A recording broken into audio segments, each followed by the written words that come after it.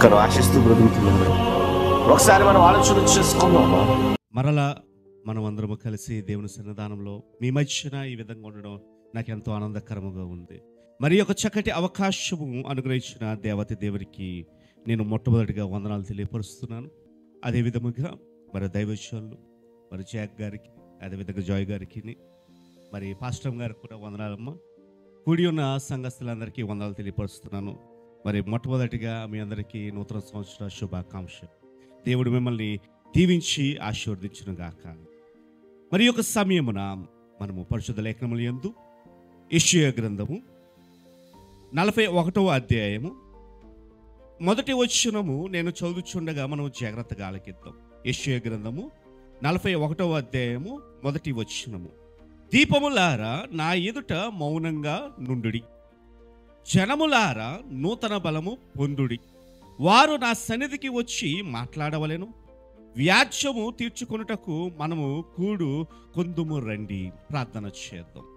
మహాపరిశుద్ధుడు మహాగణుడు మా పరలోకపు తండ్రి దేవా, అతి ప్రాముఖ్యమైన సమయమున దేవా నాయన నీవు మాతో మాట్లాడుచున్నావు. నీ మాటే మమ్మల్ని బ్రతికింపజేస్తుంది. కొన్నిసార్లు దేవానైనా బాధలోను భీతిలోను, కొన్నిసార్లు దేవానైనా తెలియని దుఃఖము అని ఆవరించినప్పుడు నీ మాటే దేవానైనా మాకు నెమ్మదిని కలగజేస్తుంది. మరి యొక్క సమయమున నేనైతే ఒట్టి పాత్రనయ్యా, అవునయ్యా, నీవు నా నోటిని బోరగా వాడుకోండి. మొట్టమొదటిగా నా యొక్క ఆలోచనలు, నా యొక్క మాటలు, నా యొక్క తలంపులు మీ శిలువ చోట మీరు మరుగుపరిచి నా ద్వారా నాతోనూ కుడి ఉన్న మరి అందరితోనూ మీరు మాట్లాడి మీరు మహింపరచుకోండి. మన ప్రభును రక్షకుడైన యేసుక్రీస్తు నామమున ప్రార్థన అడిగి వేడుకుంటున్నాము తండ్రి. ఈ యొక్క సమయమున మనము ఈ యొక్క పాఠ్య భాగాన్ని మనము చక్కగా అవగాహన చేసుకోవడానికి ప్రయత్నిద్దామండి. అయితే నాతో పాటు మీరు వీటిని చాలా జాగ్రత్తగా ఆలోచన చేయాలి. ఇక్కడ యెషయా ప్రవక్త ద్వారా దేవుడు పలుకుతున్న మాట. ఎందుకు దేవుడు ఊరికి ఏ మాట పలకడు? సాధారణంగా ఇద్దరు పిచ్చోళ్ళు మాట్లాడుకుంటున్నారు. ఎవరంటే ఇద్దరు పిచ్చివాళ్ళు. ఒకడు చెయ్యలా మూసాడు. అంటున్నాడు, అరే నా చేతిలో ఏముందో తెలుసా అని. ఆడు ఎలాగో గోక్కుని ఆలోచన చేశాడు. ఆలోచన చేసి ఏమోరా నాకు తెలియదంటే నా చేతిలో ఏముందో తెలుసా, స్టేట్ బ్యాంక్ ఆఫ్ ఇండియా అన్నాడంట. అంటే యువతలోడికి కోపం వచ్చింది. అరే నా జోబులో ఉన్న స్టేట్ బ్యాంక్ ఆఫ్ ఇండియా నీ చేతిలోకి ఎప్పుడు వచ్చేసింది, నువ్వు దొంగతనం చేసావు కదని ఇద్దరు కొట్టుకోవడం మొదలెట్టారంట. పిచ్చి వాళ్ళ మాటలకి ఏముండవండి, అర్థం ఉండదు. అసలు ఎందుకు మాట్లాడుకుంటారో తెలియదు. ఎందుకంటే వారి యొక్క మానసిక స్థితి సరిగ్గా ఉంటుంది. దేవుని మాట ఊరికి ఆయన మాట్లాడు. ఆ మాట ఏది మాట్లాడా అందులో చాలా లోతైన భావం ఉంది. దాన్ని మనం ఎలాగా అవగాహన చేయాలి? జ్ఞానముతో అవగాహన చేయాలి. అందుకే ఈ యొక్క సమయమున ఈ మాటలు జ్ఞాపకం చేసుకుందాం. దీపములారా నా ఎదుట మౌనంగా ఉండడి. ఎందుకు దేవుడు దీపములారా అని పిలుస్తున్నాడు? ఎవరికి చెప్తున్నాడు ఈ మాటలు? అసలు దీపములారా అని ఎందుకు మాట్లాడుతుంది? దీపములు అంటే అర్థం ఏంటి? మన ఇంటికి పెట్టే ప్రతిమలు కావు. దీపాలు అంటే అర్థం ఏంటండి? ఇంగ్లీష్లో చెప్పండి. ఇంగ్లీష్ పిల్లలు ఉన్నారు కదా ఇక్కడ. ఐలాండ్స్. దీపములు అంటే ఏంటి? ఐలాండ్. లంక గ్రామాలు. మన తెలుగులో అచ్చ భాషలోకి వెళ్ళాలంటే లంక గ్రామాలు, లంక ప్రాంతాలు అంటే చుట్టూ నీరున్న ప్రాంతాలనే లంక ప్రాంతాలు అంటారు. ఎందుకు దేవుడు దీపములారా అంటున్నాడు? అసలు యెరూషలేములో ఎటు చూసినా ఏం లేదు, అంత నేలే కదా. మరి దీపములారని ఎక్కడ మాట్లాడుతున్నాడు, ఎవరి గురించి మాట్లాడుతున్నాడు అన్నది మనం గమనించినట్లయితే, మొట్టమొదటిగా భౌగోళిక చరిత్ర మనం చూసినట్లయితే ఈ యొక్క మాటలు ఎక్కడ మాట్లాడుతున్నాడు ఒక మాట మనం గమనించినట్లయితే 137వ కీర్తన, కీర్తన గ్రంథం 137వ కీర్తన మొదటి వచనం చూద్దామా. 137వ కీర్తన మొదటి వచనం. బబులోను నదుల యొద్ద ఏడ్చుచుంటిమి అంటున్నారు.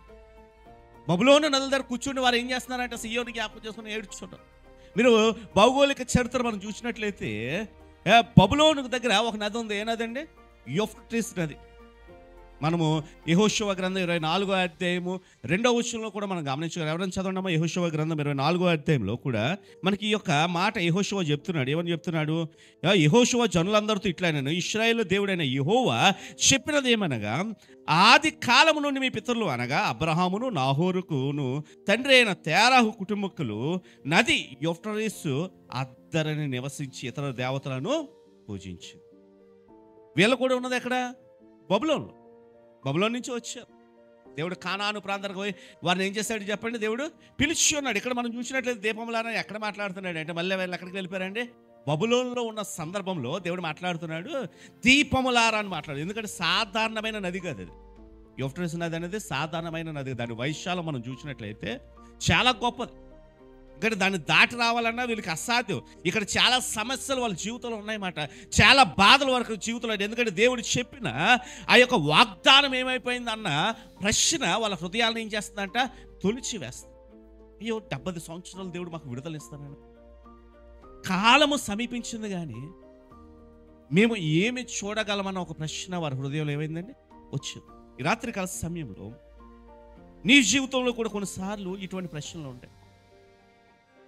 నేను ఎప్పుడు విడుదలను పొందుతాను, నేను ఎప్పుడు నెమ్మదిని పొందుతాను, నా జీవితంలో దేవుడు ఉద్దేశించిన ఆ కార్యము నేను ఎప్పుడు చూస్తానన్న ప్రశ్నలు మన జీవితంలో ఏర్పడుతూ ఉంటాయి. ఇక్కడ చూడండి, వారి జీవితంలో ఆ నదిని చూసినప్పుడు వాళ్ళ బాధ వస్తుంది, ఇది దాటి మేము ఎప్పుడు వెళ్తాం.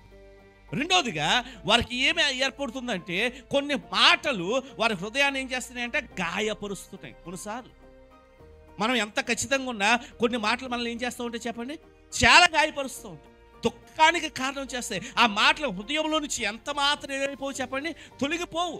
కొన్నిసార్లు చూడండి, రాత్రులు పడుకున్నా అవే మాటలు ఏం చేస్తూ ఉంటాయి, నిద్రపాటు.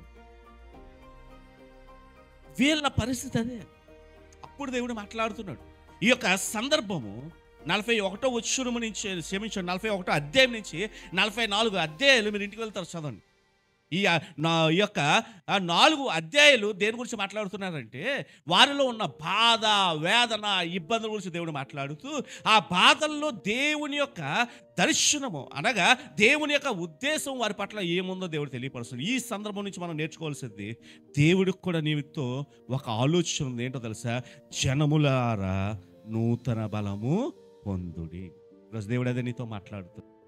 ఈరోజు నువ్వేం పొందుకోవాలి, నూతన బలాన్ని పొందు. నూతన బలాన్ని దేవుడు రెన్యూ యువర్ సెల్ఫ్, నీవు మరలా నూతన బలాన్ని పొందుకోవాలి. కృంగిపోక, నీకు ఎదురైన పరిస్థితులు బట్టి కృంగిపోక, వేదన చెందక నువ్వు నూతన బలాన్ని పొందాలి. కొన్నిసార్లు అనిపిస్తూ ఉంటుంది, ఎలా నేను నూతన బలాన్ని పొందుతాను? ఇక్కడ వారికి ఉన్న సమస్య, ఎదురుగుండా ఉన్న ఆ నదిని చూస్తే వేస్తుంది. రెండోదిగా అక్కడ మాటలు, ఏ మాటలు వారు వింటున్నారంట, 14వ వచనం మనం చూద్దాం. అదే అధ్యాయం 14వ వచనం, పురుగు వంటి యాకోబు, స్వల్ప జనమగు ఇశ్రాయేలు. మొదట వారు ఏం వింటున్నారంట, అక్కడ ఉన్నవారు ఎవరు, ఈ కల్దీలు అనగా బబులోనీయులు యోధా వారిని ఎలా చూస్తున్నారు, పనికి మాలోరా మీరు, మీ బ్రతుకులేంటి, మీ జీవితాలేంటి, మీరు పురుగు వంటి వారు. ఇంకేమంటున్నారు, స్వల్ప జనం. అసలు మీ లెక్క, మీరు ఎంతమంది ఉన్నారో తెలుసా, మేము ఎంతమంది ఉన్నాం, మీరేం చేయగలరు. ఒకటి, పరిస్థితి వాళ్ళని ఆటంకపరుస్తుంది. రెండోది, వారికి ఎదురైన మాటలు వారిని ఏం చేస్తున్నాయంట, ఆటంకపరుస్తుంది. చాలాసార్లు మన జీవితంలో జరిగేది ఇదే, పరిస్థితులు మనల్ని గాయపరుస్తూ ఉంటాయి. రెండోది చెప్పండి, సూటిపోటి మాట. కొన్నిసార్లు చాలామందికి అనిపిస్తూ ఉంటుంది, ఎందుకు ఈ మాటలు నేను వినాలా, ఈ మాటలు నేను పడాలా, నా బ్రతుకులో ఈ మాటల ద్వారా నేను కృంగిపోతున్నాను. ఎంత కృంగిపోతాడు. దేవుడు అంటున్నాడు, మీరేం చేయండి, నా ఎదుట మౌనంగా ఉండండి.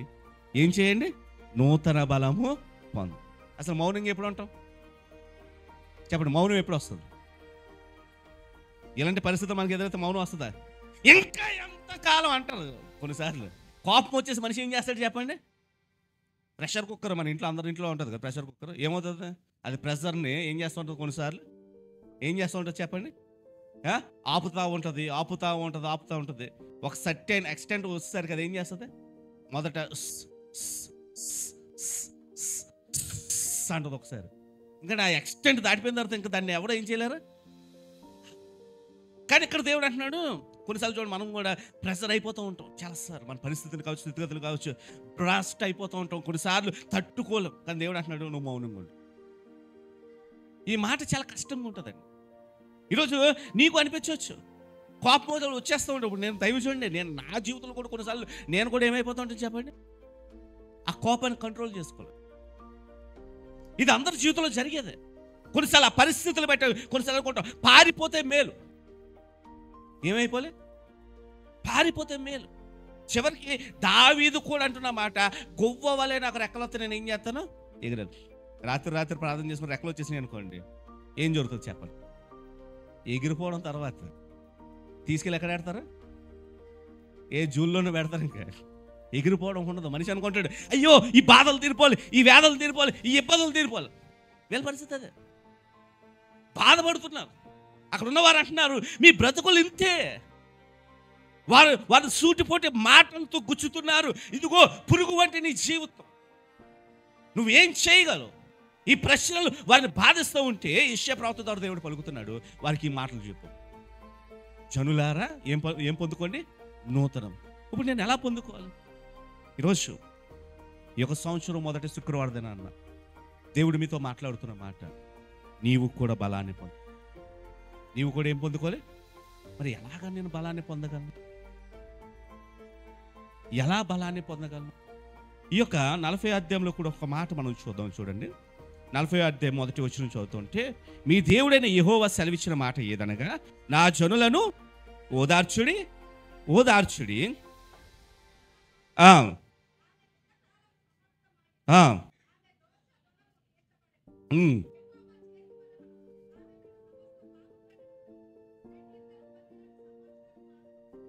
మీరు వెళ్ళి ప్రకటన చేయ. యెషయా ఏమని ప్రకటన చేయ?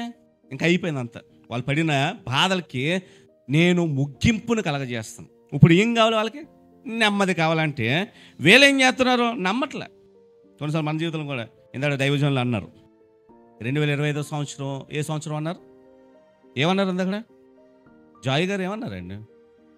చెప్పండి, నోట్లోంచి మాట రావట్లేదు అసలు. నీకు నమ్మకం లేదు మాట. ఇప్పుడు ఆశీర్వాదపు సంవత్సరం.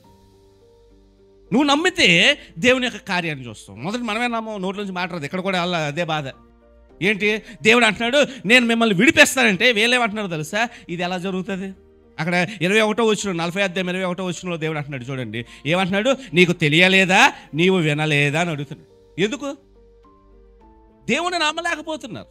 ఈరోజు ఎందుకు నువ్వు బలాన్ని పొందాలంటే మొదట ఆయన నమ్మడం నువ్వు నేర్చుకోవాలి. కొన్నిసార్లు మనకు అర్థం కాదు, పరిస్థితులు ఎలా ఉన్నాయి కదా, నేను ఎలా నమ్మాలి? స్థితిగతులు ఎలా ఉన్నాయి కదా, ఇప్పుడు దేవుడు చేయగలడా? ఇవి జరుగుతాయా? అక్కడ ఆయన అదే మాట్లాడు, మొదటి నుండి ఎవరు నీతో చెప్పలేదా? భూమిని స్థాపించుట బట్టి మీరు దాన్ని గ్రహింపలేదా? ఆయన భూమండలం మీద ఆసీనుడై ఉన్నాడు, దాని నివాసులు మిడతల వలె కనబడుతున్నారు. ఆయన ఎవర్రా బాబు? మనం ఆయన దృష్టికి ఎవరం?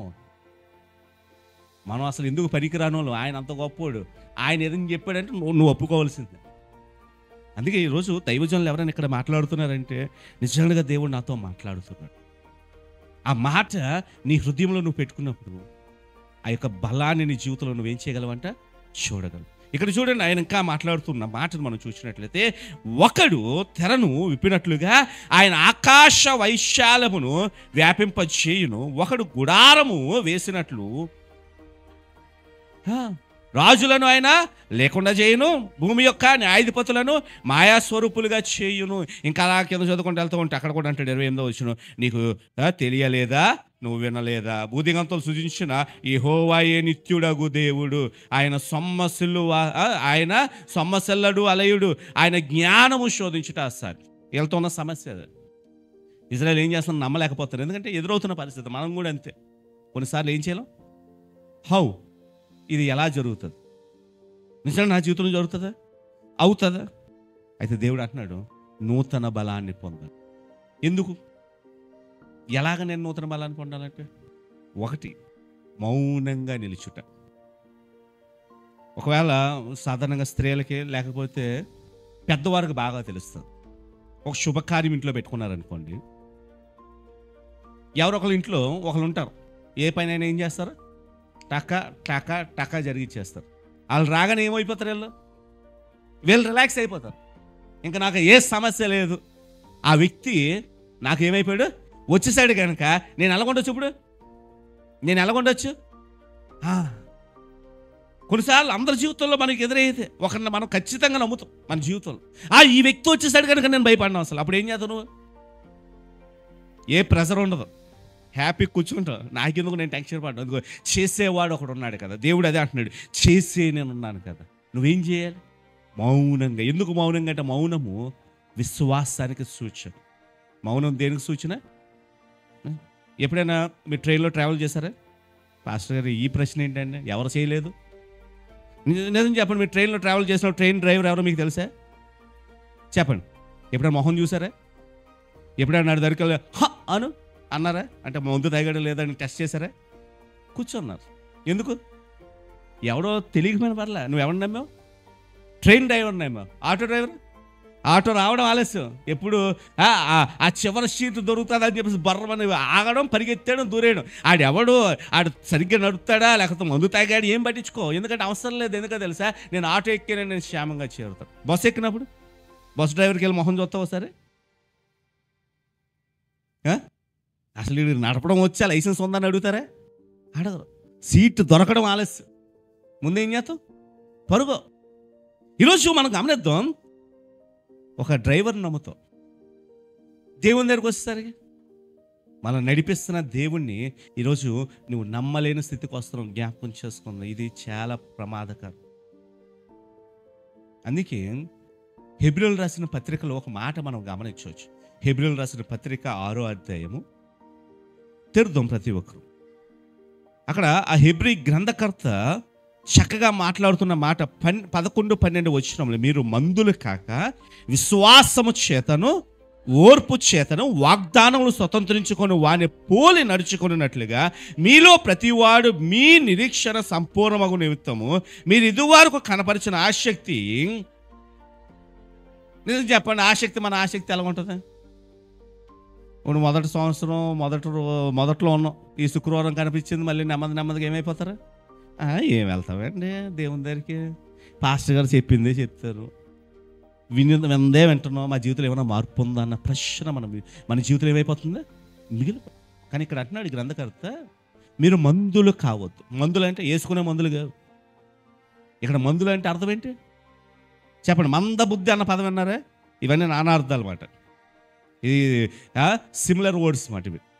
మందబుద్ధి అంటే వాడికి ఆలోచన అంటే బుర్ర సరిగ్గా పనిచేయదు. బుర్రకు సరిగ్గా పనిచేయడం ఎంతసేపు ఆలోచన చేస్తాడు? 1+1 అన్నాం అనుకోండి. ఎందుకంటే అడిగితే మనం ఇప్పుడు మిమ్మల్ని అడిగారు అనుకోండి, ఏం చెప్తారు? 1+1 అంటే వెంటనే వచ్చేది. ఎందుకు? మీ బుర్ర సరిగ్గా పనిచేయాలి ఆలోచన చేసుకో. ఏంటిది ఎక్కడో విన్నట్లు ఉంది అనుకుంటాడు. అంటే అక్కడ మందులు అంటే అర్థం ఏంటంటే చురుకుదనము లేనివారు, ఇంకా బాగా చెప్పుకోవాలంటే సోమరులు. చాలాసార్లు మన ఆధ్యాత్మిక విషయంలో సోమరులం అయిపోతుంది. ఏం గుర్తుందిరా అంటే ఏం గుర్తుంది? ఎప్పుడో చిన్నప్పుడు ఆడెవడో అన్న మాట మాత్రం బాగా గుర్తుంది, కానీ పాస్టర్ గారు నేను చెప్పింది మాత్రం గుర్తులేదు. ఇంకా చెప్పాలంటే ఎవనస్తులు ఫోనుల్లో చెవులు కొరికేసుకుంటారు. ఈ మధ్యకాలంలో స్త్రీలు కూడా అలా తయారయ్యారు. మొన్న సీరియల్లో చెప్పింది బాగా గుర్తుంటుంది, లేకపోతే ఎప్పుడో చెప్పింది గుర్తుకుంటుంది, వాక్యం మాత్రం ఏమట్లా ఏమైపోయాం? మందులమైపోయాం. ఇక్కడ అంటున్నాడు, ఎవరు వాగ్దానం స్వతంత్రించుకున్నారంటే ఎవరిని పూలు నడుచుకోమంటున్నాడు? అక్కడ అబ్రహామును చూపిస్తున్నాడు. ఎందుకంటే అక్కడ మనం పైకి చదువుతో 15వ వచనం, ఆ మాట నమ్మి అతడు ఓర్పుతో సహించి ఆ వాగ్దాన ఫలము పొందేను. ఎవరు? అబ్రహాము. ఏమని నమ్మాడంట? నాకు ఎవరు వాగ్దానం చేశారు? నేనే అని చెప్పాడు ఆయన. నేనే దేవుడిని అని చెప్పాడు అని నమ్మి ఆ యొక్క 25 సంవత్సరంలో దేవునితో ఏం చేశాడంటే ఎన్నో వచ్చినాయి ఒడిదొడుకులు, అయినా నమ్ముకుంటూ మౌనంగా వెళ్ళిపోయాడు. వచ్చే బాధలు ఇక్కడ కూడా వారితో మాట్లాడుతున్న మాట అదేనండి. ఏమంటున్నాడు? మీరు నా ఎదుట మౌనంగా ఉండు. ఈరోజు దేవుని ఎదుట మౌనంగా ఉందామా? మౌనం దేనికి సూచన? విశ్వాసానికి సూచన. మౌనంగా ఉంటే నువ్వు బలపడతావు, విశ్వసిస్తే బలపడతావు. విశ్వాసంలోనే శక్తి ఉంది. ఎందుకు నేను నమ్మాలంటే చెప్పిన వాడెవడు? మన బైబిల్లో మనం నమ్మాలి, ఇది దేవుని మాట. అందుకే అంటున్నాడు, జనులారా నూతన బలము పొందండి. ఈరోజే కాదు, ప్రతి ఆదివారం ప్రతి శుక్రవారం దేవుడు మాట్లాడుతున్నప్పుడు ఆయన నాతోనే మాట్లాడుతున్నాడని నీ హృదయంలో నువ్వు పెట్టుకున్నప్పుడు నువ్వు బలపడుతూ ఉంటావు.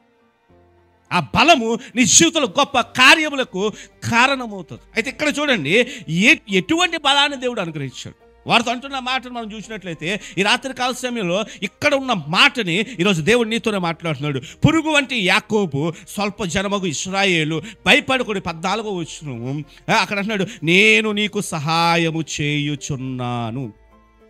ఆయన ఏమంటున్నాడు? నేను నీకేం చేస్తున్నాను?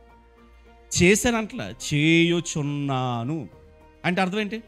It's a continuous present continuous tense. ఇప్పుడు ముందుకు కూడా. మరి చేస్తున్నారు అన్నప్పుడు మనం ఏం చేయాలి? చెప్పండి. నమ్ముకుంటూ ఆయన వెనకాల వెళ్ళిపోతూ ఉండాలి. నమ్ముకుంటూ మనం ఏం చేయాలి? ఇప్పుడు దావీదు ఉన్నారు, ఆయన ఒక కీర్తన రాశాడు, అందరికి బాగా సుపరిచితమైన కీర్తన. ఏంటిది? అదే యెహోవా నా కాపరి. తర్వాత ఎందుకు పచ్చికల చోట్లని ఎందుకు అన్నాడు? చెప్పండి. పచ్చికల చోట్లని ఎందుకు అన్నాడు దావీదు? బాగా చెప్పండి. ఎందుకంటే గొర్రెలు పచ్చిదే తింటది, చిగురు తింటది తప్ప ఏం తినలా. మేకలు వేరు, గొర్రెలు వేరు, గుర్తుంచుకోండి. మేక ఏం చేస్తుంది తెలుసా? అలా నడుచుకుంటూ ఏ చెట్టు కనిపిస్తే ఆ చెట్టు మీద కాళ్ళు కూడా ఎత్తేస్తుంది చేస్తుంది. దానికి ఏ ఆకైనా అరిగిపోద్ది. యోహాను సువార్తలో రాయబడి ఉంది కదా, మేకలు వేరు గొర్రెలు వేరు అని.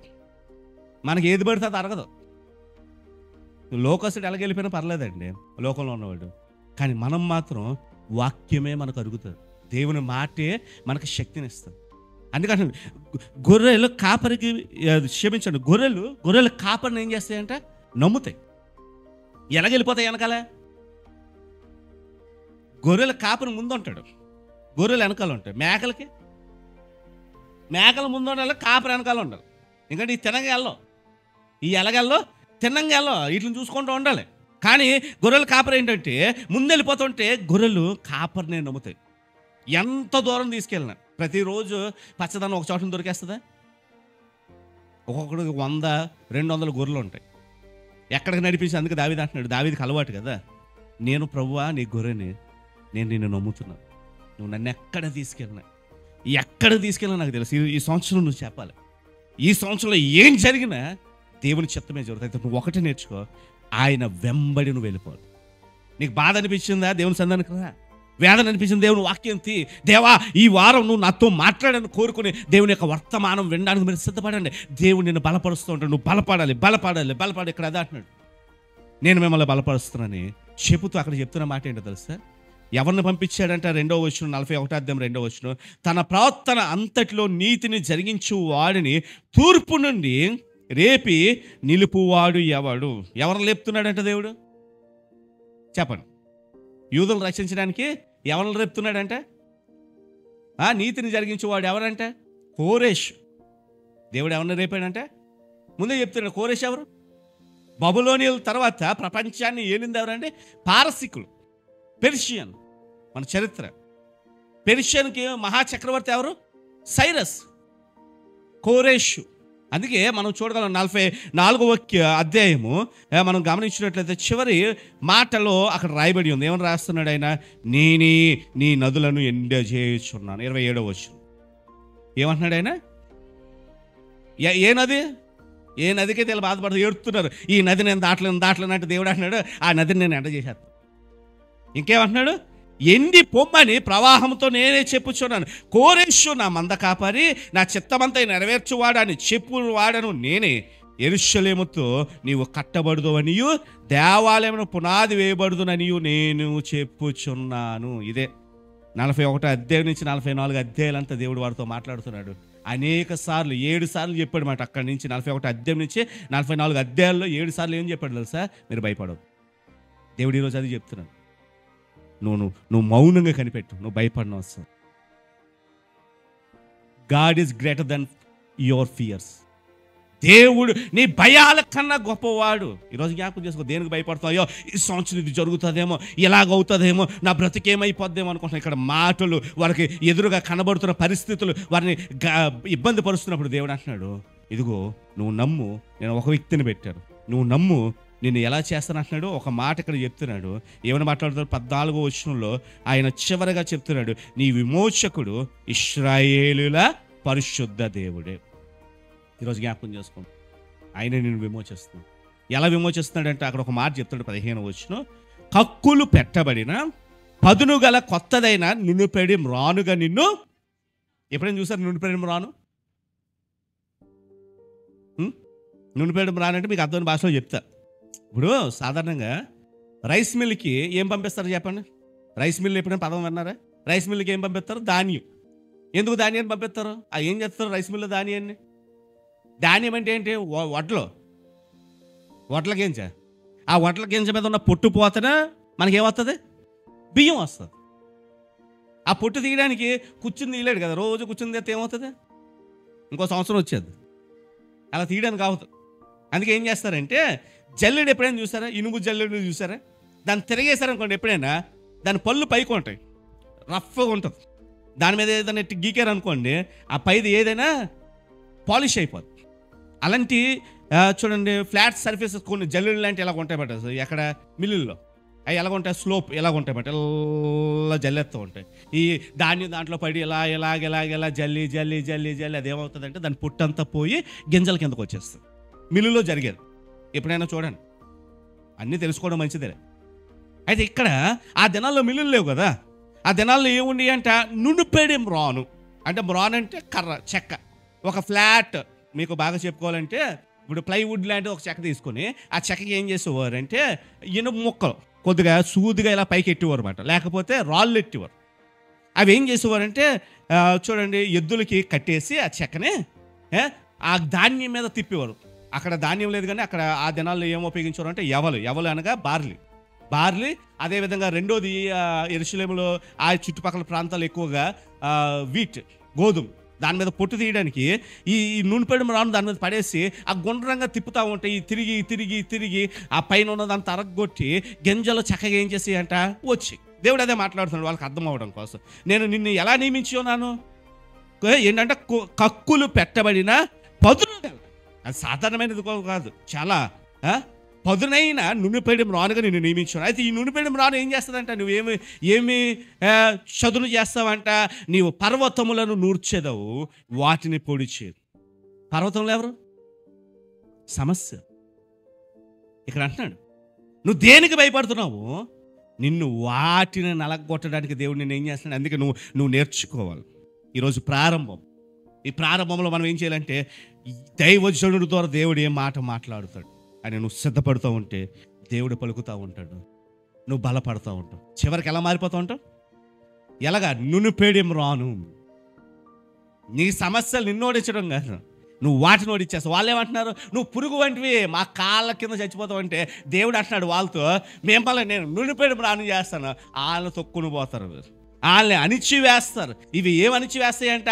కొండల సహితము. అక్కడ ఏమని రాయబడి, నీవు పర్వతములు నూర్చెదు, వాటిని పొడి చేయదు, కొండలను పొట్టువలే చేయదు, నువ్వు వాటిని గాలింపగా. ఒకరోజు మేము కొండలు అనుకుని గొప్పవారు, మేము గొప్పలు మిమ్మల్ని బాధిస్తున్నాం అనుకున్న వారు అందరూ ఏమైపోతారంటే ఒకరోజు నీ ఎదుట నిలబడలేరు. ఈరోజు అది ఎటువంటి శ్రమైన. ప్రియ సంఘం, ఈరోజు జ్ఞాపకం చేసుకో, దేవుడు నీతో మాట్లాడుతున్నమాట. నీ దుఃఖము ఎవరితో చెప్పుకోలేకపోతున్నావు. కొన్నిసార్లు నిజమే, కొన్ని చెప్పుకునే బాధలు ఉంటే, కొన్ని చెప్పుకోలేని బాధ. ఎవరికి చెప్పు? లోన నువ్వు బాధపడుతూ ఉంటే దేవుడు చూస్తున్నాడు. కానీ మనం దేవుని బిడ్డలుగా పిలవబడ్డామంటే అది ఊరికినే పిలవబడలా, అది ఆయన ప్రణాళిక. మనల్ని పిలుచుకున్న వాడికి ఒక ఆలోచన ఉంది. ఈరోజు నువ్వు బాధపడదు. అయితే మనం చేయాల్సిన పని ఏంటి? దేవుని ఎదుట మౌనంగా ఉండాలి. మౌనము దేనికి గుర్తు? విశ్వాసం. లోకంలో ఒక మాట ఉంది కదా, మౌనం అర్ధాంగిక సహం ఎగ్రీ చేసినట్లే. దేవుళ్ళు అలా కాదు, ఇంకా దేవుడు పూర్తిగా నిన్ను నమ్మేసి నువ్వు ఎక్కడ తీసుకెళ్ళిపోయినా వచ్చేస్తాడు. ఎందుకు? చూడు, మనుషులు మనం మోసం చేయొచ్చు. ఎవరు మోసం చేయొచ్చు? మనుషులు మోసం చేయొచ్చు, పరిస్థితులు మోసం చేయొచ్చు. దేవుడు మోసం చేయడు.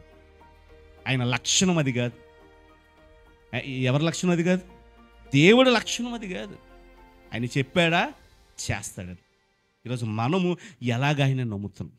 కొన్నిసార్లు చాలాసార్లు ఏమైపోతూ ఉంటాం, మందులు అయిపోతూ ఉంటాం. ఎందుకు ఇంకా దేవుని దగ్గరికి వెళ్ళాలి, నాకేం కలిసి వచ్చింది అనొద్దు.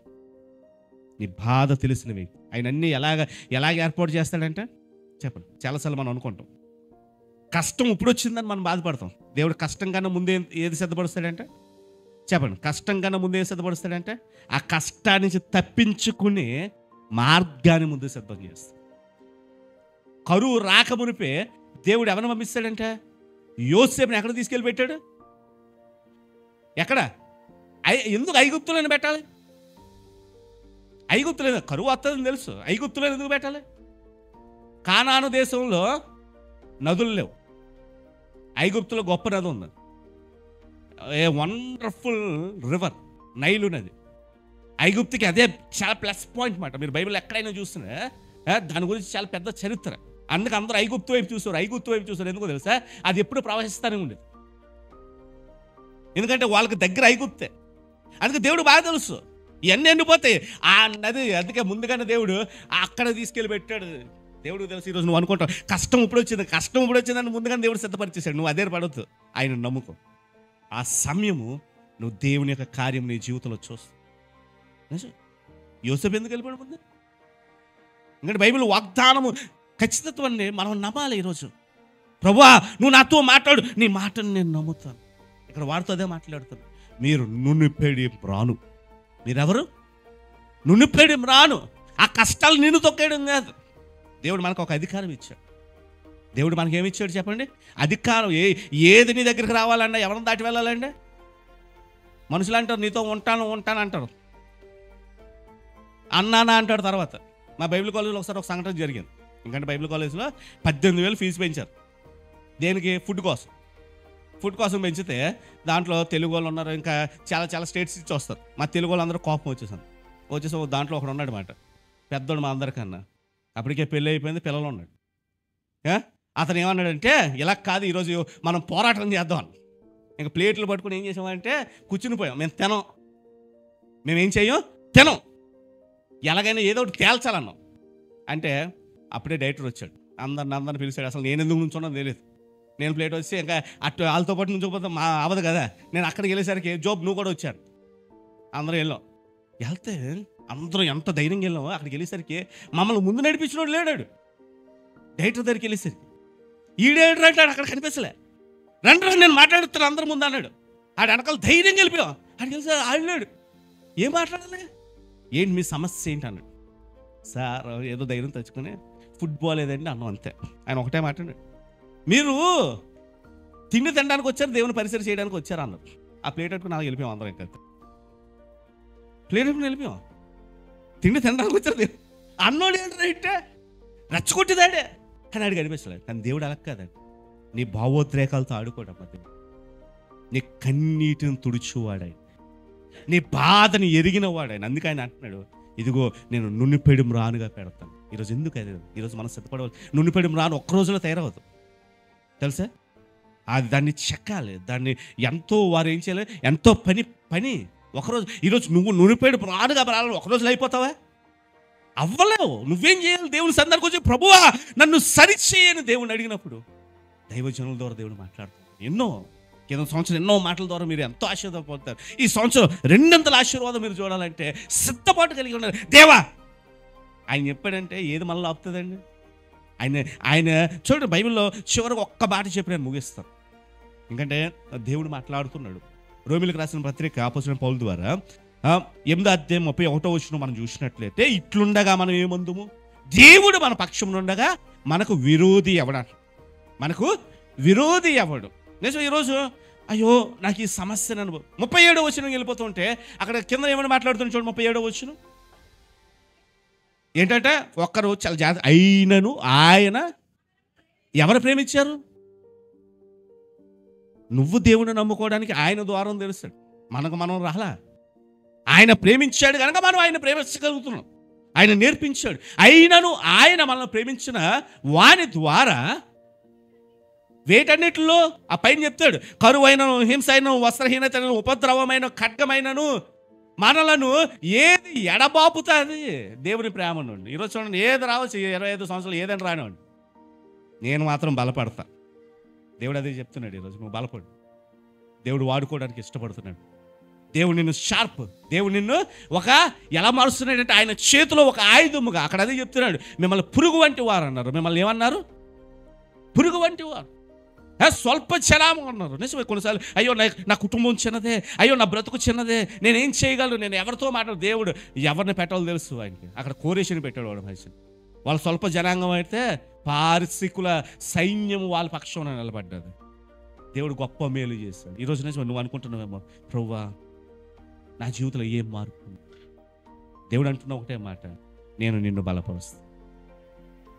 అయితే ఆయన ఏమంటున్నాడు అక్కడ 41వ వచనం మరొకసారి చదువుతాం. 41వ అధ్యాయము మొదటి వచనం చదువు. దీపములారా నా ఎదుట మౌనంగా ఉండుడి, ఆ జనములారా ఎలా బలం పొందుతారంటే ఆ కింద చెప్తున్నాడు దానికి వివరణ. చదువుదాం. వారు నా సన్నిధికి వచ్చి, అది దేవుని సన్నిధికి వచ్చి చెప్పుకోవాలి. ఇప్పుడు నోరు ఎక్కడెప్పాలి? ఆడితో ఈడితో వాదించుకుంటే అవ్వదు.